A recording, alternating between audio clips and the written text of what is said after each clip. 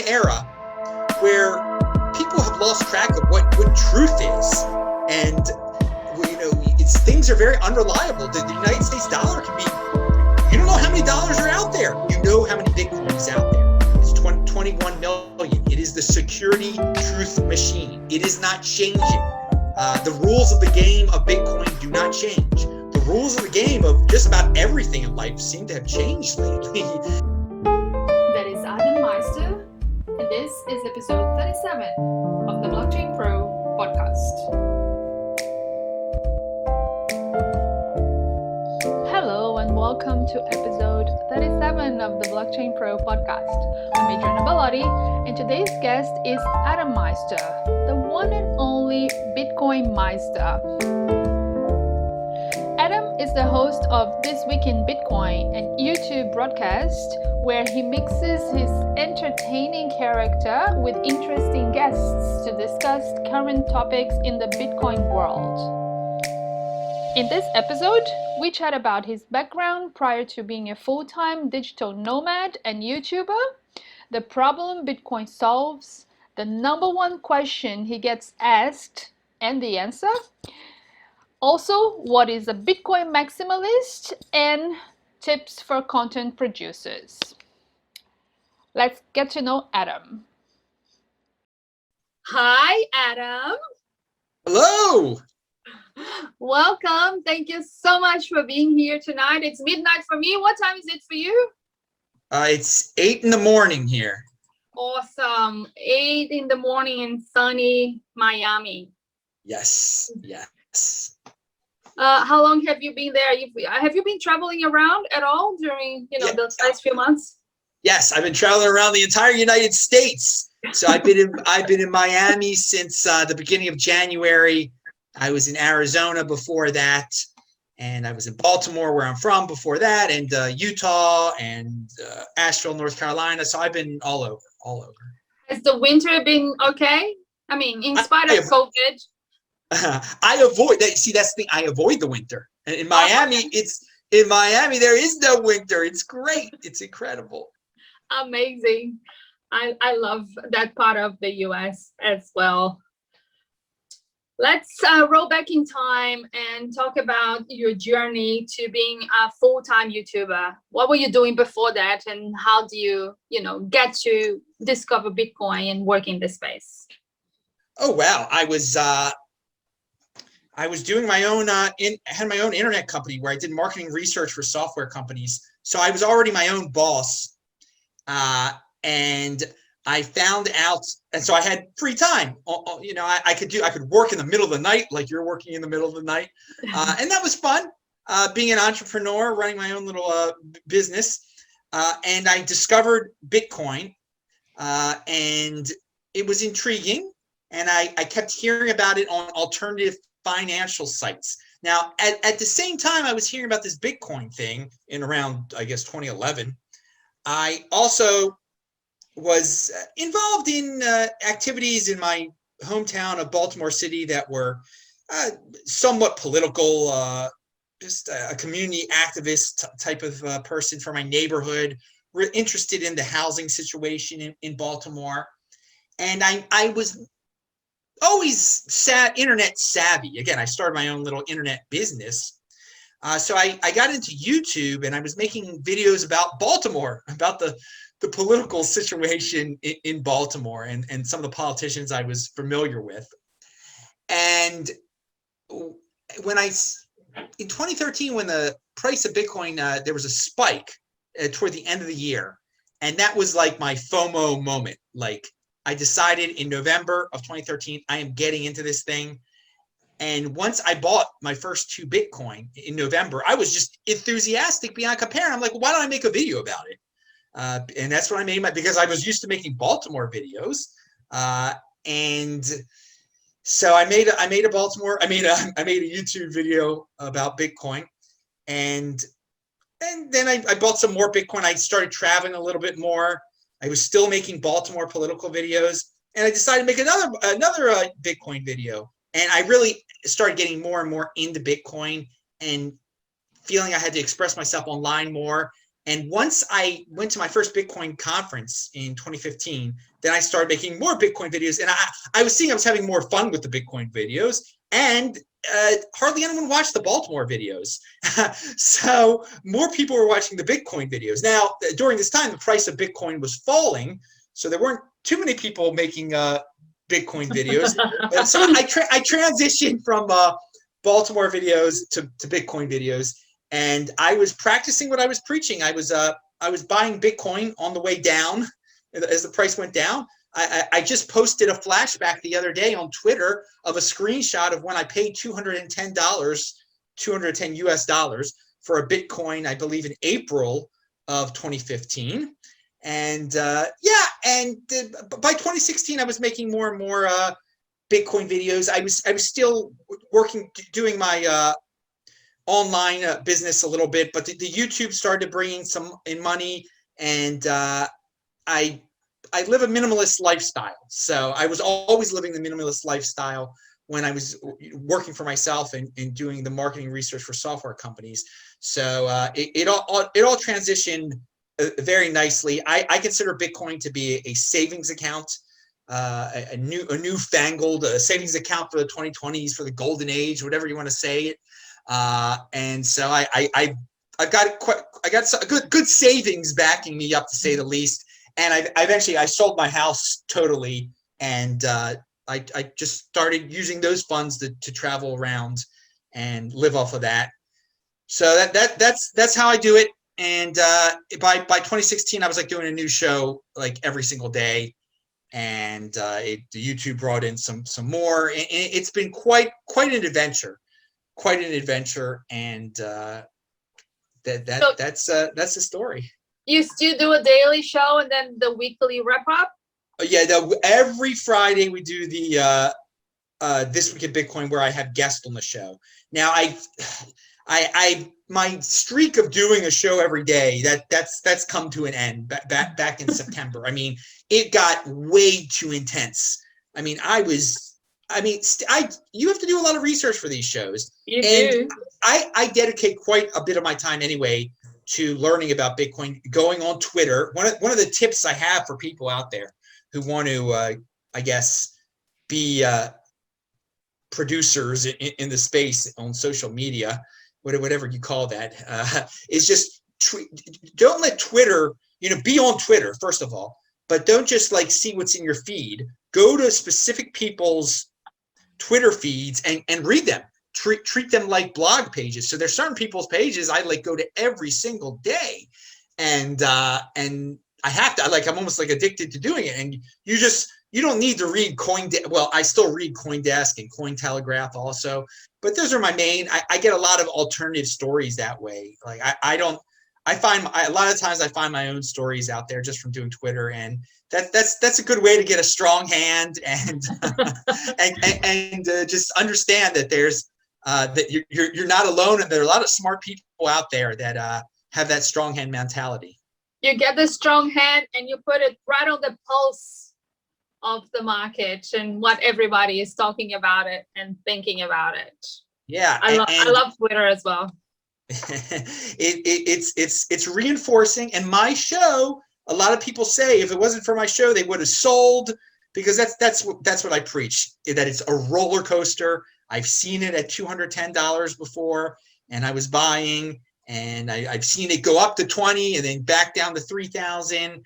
And you just got to know, over the long term, it's quite incredible. I mean, I can remember what it was when I was buying at $700, and people were like, and then it dropped to 500, and people were like, oh, you got ripped off at $700. Or when it was at the all-time high of 1,100 in 2013, and people were like, it will never get there, never get back. And that's when I came up with one of my great sayings: Bitcoin always returns to its all-time high. It always returns to its all-time high. You just have to wait, and it gets there. So a better savings mechanism is one of the problems that Bitcoin solves. What are other problems that Bitcoin solves? No, it totally preserves your wealth. That's I mean, expanding upon that right there. It preserves. It's unconfiscatable, uncensorable, uninflatable. All right. And in this era of government overreach, and inflation. Those are great qualities right there. Okay, we've got banks that might cancel people totally, cut them off because they don't like their political opinions. Well, with Bitcoin, that can't happen. You can't be cut off. It's uncensorable.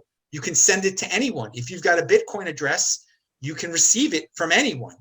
No government can stop you from sending it anywhere. Now, if you've got a regular Wells Fargo account or whatever bank account, that they can stop you, they can kick you off, they can confiscate. If the government deems you an undesirable, they can take all your money. No one can, if you're Bitcoin, if you control your private key, all your Bitcoin, no one can take that. So that's a problem we're living in today. A lot of people fear they can't speak their beliefs anymore because they think they're going to get canceled or get fired. And so you need a savings account that can't be taken away. So you can, like me, I'm a unique beast. Fitting in is overrated. Fitting in is overrated. I can say what I want to say out there, and because I got Bitcoin, because no one can take my wealth away. I can't be fired. This is my business. And if you're buying, I mean, again, if you're buying Bitcoin all along, you're in a similar situation where you don't, you've got a pretty good nest egg there, and God forbid if you had to change things up, you could live off of that nest egg. And again, we're living in an era where people have lost track of what truth is, and things are very unreliable. The United States dollar can be, you don't know how many dollars are out there. You know how many Bitcoin is out there. It's 21 million. It is the security truth machine. It is not changing. The rules of the game of Bitcoin do not change. The rules of the game of just about everything in life seem to have changed lately. And that's another reason to get into Bitcoin. It's you know what you're getting into. It's not going to all of a sudden change. And that is very rare in this day and age. It is indeed very rare. What is the number one question that you get asked, either on your channel or, by noobs that you meet on your travels? And, how can we help them? Oh, this is a great question. Unfortunately, the question basically is, Bitcoin is so expensive. What coin is going to be the next Bitcoin? Or is my coin the next Bitcoin? Or what do you think about my coin? Like, it'll be whatever altcoin is the altcoin flavor of the month. They ask you about, because they want you to confirm it. They want you to confirm they did the right thing. They don't realize that I have seen all these altcoins come and go, and there have been popular ones in 2017 that are totally gone now. IOTA comes to mind. I mean, there's this. They're altcoin flavors a month, and people are constantly asking it. They want there to be another Bitcoin. Okay, Bitcoin is the next Bitcoin is the answer. And some people get it, but some people have to learn the hard way, unfortunately. And they come back to me eventually and say, oh, you were right. It's just like, it seems too simple for people. Like, so you're saying you just buy and hold Bitcoin? That's all you do? You don't trade it? You don't go into altcoins? Yes, that is all I have done. And I've never sold a Bitcoin for fiat. Thus, I'm in very, very good shape right now. And it might sound boring to you, but I mean, not too many Bitcoin. I don't know what the number is right now. It depends. I mean, it's like 20 something Bitcoin make a person a millionaire now. I was telling people back in 2015, buy 10 Bitcoin right now. When I visited New Zealand in the December of 2015, before I went to Australia, and I made a video that said, buy 10 Bitcoin, spend less than $5,000. It costs less than $5,000 to get 10 Bitcoin. And now, I mean, 10 Bitcoin is basically like $500,000 or something like that. Again, we're talking about American dollars. But buy and hold. It's 700,000. Yeah, in Australia, it's worse. I mean, and speaking of Australia, I don't know how anyone could be in Australian dollars. That's worse than the U.S. dollar.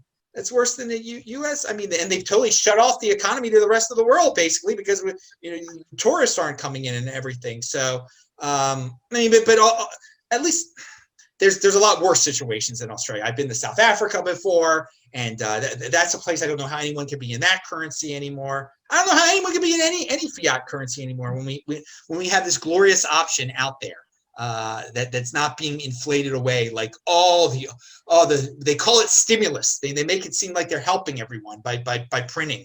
They're not helping anyone. They're not helping the savers. They're Well, helping the Bitcoin holders. It's the Bitcoin stimulus. They're helping Bitcoin get better and better. Yeah, pound that like button for that one, baby. I love it. You had to say it. I love that.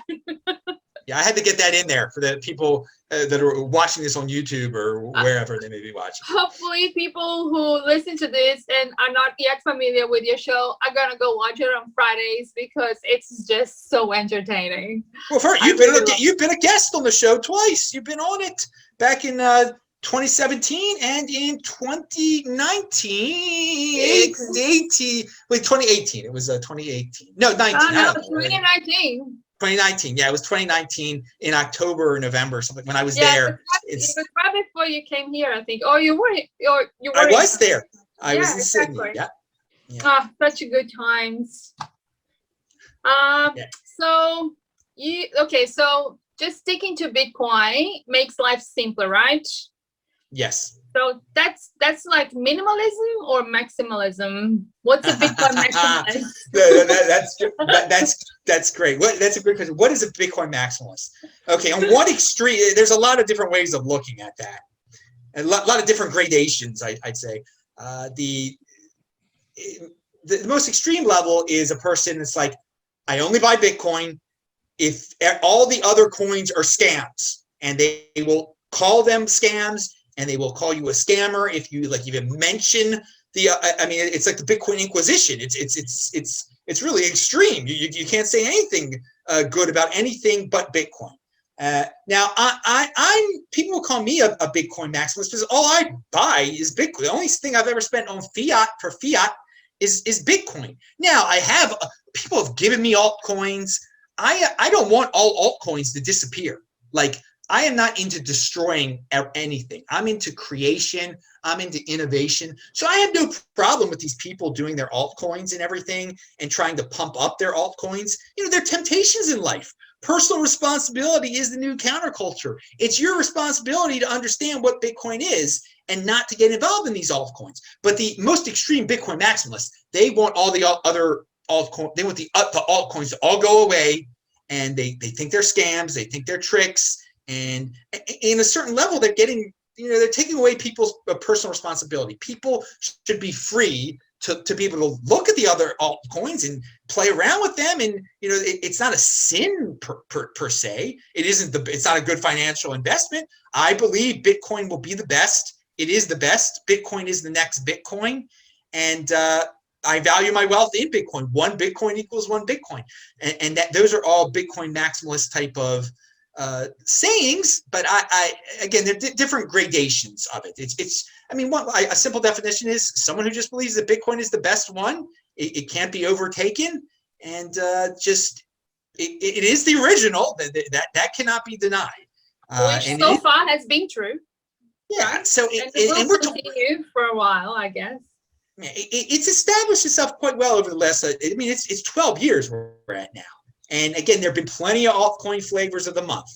And when I travel around the world, people have asked me a question like when they're kind of confused about altcoins, they're like, what is this Litecoin type of Bitcoin I've heard of? Like they completely think cryptocurrency is Bitcoin, and then there are other names for different Bitcoins. So that's how.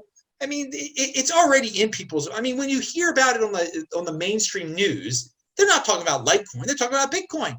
Now, some people say, well, I've heard of Ethereum mentioned. Okay, Ethereum is number 2. Ethereum's the next Ethereum. Great, but it's not even trying to be Bitcoin. It's a completely different animal anyway. And we've got like 5,000 altcoins out there. Come on, again, everyone knows which one is number 1. There are so many, and I do find very amusing whenever you go to a conference, or used to at least, or talk to someone and they say, oh, because I'm working on this project and it's going to be the next Bitcoin. That's the moment that I turn off. It's like, mate, you don't know what you're talking about. Yeah, the person is new then. And it goes back to, that's why I mentioned that's the question I get the most. It is something like that just involves an altcoin someone's trying to sell me. In 2017 it was ICOs. It's crazy. There's always going to be, but that's the interesting thing about innovation. Let people come up with any idea that they want to. and they'll just have to learn. Let the market decide, and the market has decided quite nicely for Bitcoin. Another question I think people are going to get is just like, Bitcoin is so expensive, and I should just buy an altcoin because it's cheaper. They don't understand that Bitcoin is divisible, that you could buy a fraction of a Bitcoin. And I get questions around that price kind of question around altcoins versus Bitcoin. They don't even know. They're just like, well, I'll just get the cheap Bitcoin, which is a Bcash. Why should I pay 50,000 for a Bitcoin when I can get this cheap? No, that's not Bitcoin, dude. That's not Bitcoin at all. And you can buy a fraction of a. People don't get it that they can buy a fraction of a Bitcoin. Plenty of people don't get that. So yeah, education is most important, I think, and the work that you do and other people who have YouTube channels who teach others about the fundamentals is a very important work. Thank you for doing it. Well, you're welcome. And I mean, it's unfortunately in the space that the people, I mean, the best way to get popular in the cryptocurrency space is talk about every single altcoin flavor of the month. I mean, that's the way you do it. And I talk about Bitcoin. So if anyone wants a recommendation out there, I wouldn't, I mean, talk about what you believe in, but talk is cheap. Buy Bitcoin, and so that you can talk about what you want to, you can talk about what you believe in. Because if you don't have the financial backing, you're going to get tempted to just totally sell out your beliefs and talk about whatever the YouTube algorithm is pumping out there. And let me tell you, there is some bad stuff out there. I mean, people come to me all the time. They offer me money to pump their ICO, pump their altcoin, do this. And you could tell plenty of people fall for it. Pump their scammy business, pump their exchange, and people make videos about it. And it's so obvious when a person, well, to me, it's so obvious when a person has totally sold out their principles, if they had any. So unfortunately, most people are impulsive. Most people like flashy sets and graphics, whatever the new cool thing in cryptocurrency is. And so they'll talk about it and say it's the greatest thing. And that people will forget. People have bad memories. They forget when a person has pumped an altcoin and then it's totally gone to the ground, into nowhere, and then they're pumping a new altcoin. So there's a lot of people out there because that is the way you get popular on social media, or at least on YouTube. Is that's how you monetize it. You can make the most money is just by talking about these altcoins and stuff, which is that's unfortunate. That's how you make the most money through YouTube. The way you make the most money in life is just by buying Bitcoin. That's a good segue to my next question, which will be tips for people who aspire to be content producers. What are some of the things that they can do to get started in the right way? In the right way. Is there such a thing as the right way? Exactly. Yeah, this is the way I try to do a show as often as you can, but promote it on Twitter. I guess first kind of figure out the scene on Twitter and follow the people that intrigue you the most. You can go to my Twitter feed, see who I follow. Watch my videos, see who my guests are, and try to get other guests on your show that are popular. People that are already established. I go on people's shows. Look, I'm on your show right now. Pound that like button, and just try to figure out who's. There are a lot of friendly people out there that will come on your show. But always tweet out things. Don't be shy before you make your first video to be tweeting out things on Twitter and retweeting people. People really appreciate it when you retweet them, and they're more likely to retweet you or mention popular people on Twitter when you tweet things out, and they will retweet you, and more people will find out about you. And collaboration on videos, it can be a big thing. But I just say be a unique beast.